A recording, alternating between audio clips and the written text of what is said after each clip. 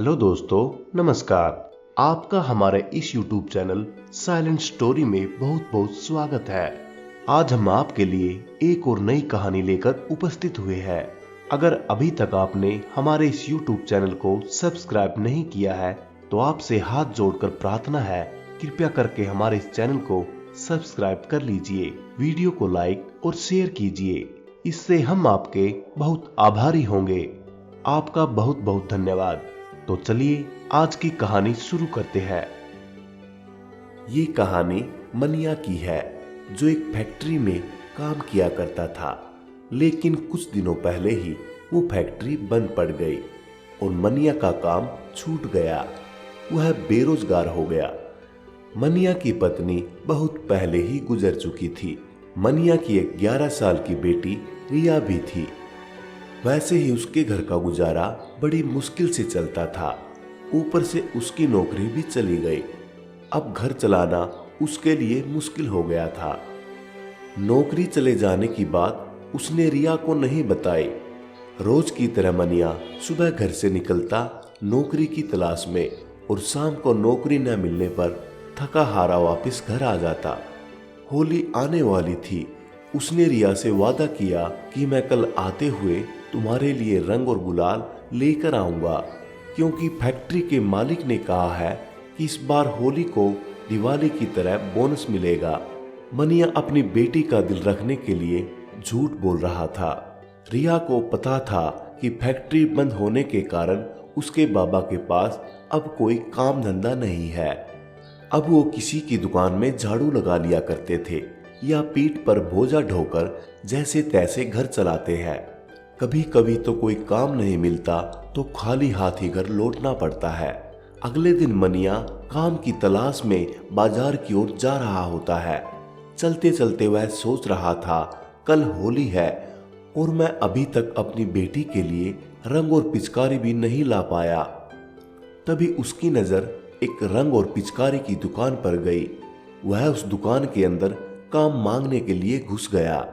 उसने सोचा, मालिक से पैसों के बदले अपनी बेटी के लिए रंग और पिचकारी मांग लूंगा। उसने उस दुकान के सेठ से उस दुकान पर काम मांगा, लेकिन उस सेठ ने मनिया को काम देने से मना कर दिया। अब मनिया ने उस दुकान पर बैठे सेठ से कहा, मालिक आप जो कहो मैं वो काम करने को तैयार हूँ। मैं बहुत गरीब हूँ और ऊपर से बेरोजगार भी। कल होली है, मुझे मेरी बेटी के लिए रंग और पिचकारी ले जानी है।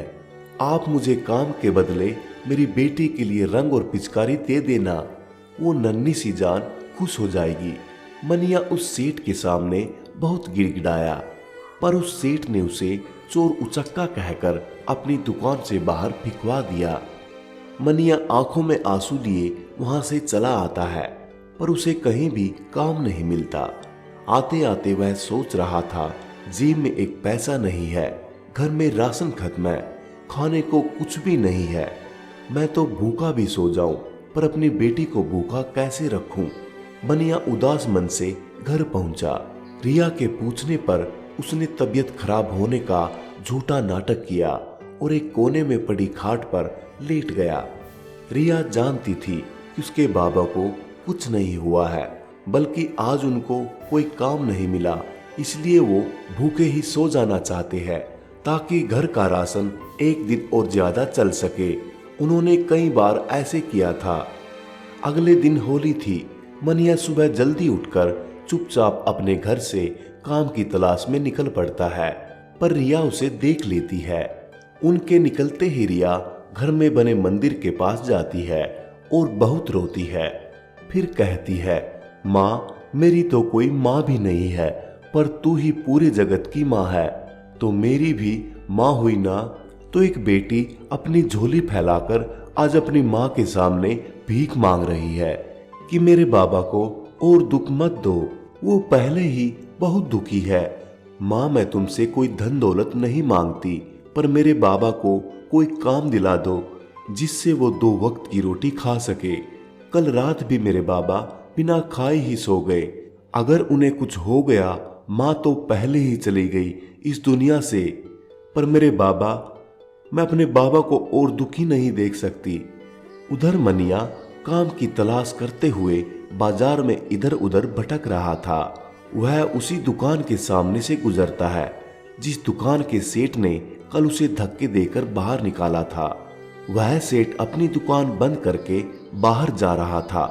वह बहुत जल्दी में लग रहा था और इसी जल्दबाजी में उसके हाथ में एक बैग था जो वहीं दुकान के सामने गिर जाता है। मनिया उस बैग को उठाकर दुकान के मालिक को देने जाता है, पर तब तक मालिक अपनी गाड़ी में सवार हो वहां से निकल जाता है। मनिया बैग खोलकर देखता है, उसमें बहुत सारा पैसा था। मनिया इतना सारा पैसा देख हैरान हो जाता है और खुश भी होता है। अब वह अपनी बेटी के लिए ढेर सारा रंग और बहुत सारी पिचकारी खरीद सकता था, पर उसका मन नहीं मानता और मनिया उस दिशा में बैग लेकर भागा जिस दिशा में उस सेठ की गाड़ी गई थी, पर उसे तो दूर दूर तक गाड़ी दिखाई नहीं दी। तो मनिया वापस वहीं आया और उस दुकान पर खड़े होकर सेठ के वापस आने का इंतजार करने लगा। पर जब बहुत देर हो गई, उसने आसपास के दुकानदारों से पूछा, पर कोई भी पता नहीं चला कि सेठ कब तक आएंगे। तभी वो वहां से चल पड़ता है। रास्ते में चलते चलते उसे सेठ की गाड़ी दिखाई देती है। सेठ एक अस्पताल के आगे एक औरत के साथ खड़ा था और वो औरत रो रही थी। वो औरत उस सेठ की पत्नी पूजा थी। मनिया भागता भागता उस सेठ के पास पहुंचा और उसे सारी बातें बताई। इसी दौरान उसने उस सेठ का बैग भी लौटा दिया था। तब उस सेठ ने बताया उसके इकलौते बेटे का एक्सीडेंट हो गया है और काफी खून बह चुका है। हमारा खून मैच नहीं कर रहा था तो मुश्किल से एक आदमी मिला जिसका ब्लड ग्रुप मैच हुआ था, पर वो बहुत पैसे मांग रहा था। ये रुपए उसी के लिए थे। तब मैंने अस्पताल पहुंचकर देखा कि वह आदमी बगैर पैसे के खून देने के लिए राजी नहीं हुआ और मेरे पास पैसे न होने के कारण वो यहाँ से चला गया। और मैं क्या करूं, हमारी एक ही तो औलाद है। तब मनिया से उस सेठ का दुख देखा न गया और उसने अपना खून देने के लिए कहा। ब्लड टेस्ट के दौरान मनिया का खून सेठ के बेटे के खून से मैच कर गया। उसने सेठ के बेटे को अपना खून देकर उसकी जान बचा ली। इस पर उस सेठ ने कहा, तुमने मेरे बेटे की जान बचाई है, मैं तुम्हारा एहसान जिंदगी भर नहीं भूल सकता, ना ही इसकी कोई कीमत दे सकता हूँ। पर फिर भी इस बैग में जो रुपए है वो सब तुम्हारे हैं। लेकिन मनिया ने वो पैसे लेने से इनकार कर दिया। सेठ उस दिन की भूल के लिए उसके सामने हाथ जोड़कर माफी मांगने लगा। मनिया सेठ का वो बैग देकर वहां से घर वापस चला आता है। घर पहुंचकर देखता है सब बच्चे होली खेल रहे हैं, नाच रहे हैं। जैसे ही वो घर जाकर रिया को आवाज लगाता है, रिया बाहर आ जाती है। ये क्या, मनिया देखता है कि उसके हाथ में रंग की पिचकारी है। तभी घर के अंदर से वही सेठ और उसकी पत्नी आते हैं और मनिया को वो पैसों का बैग थमाते हुए उसे अपनी दुकान में नौकरी पर रख लेते हैं। रिया का इशारा पाकर मनिया उस बैग को रख लेता है।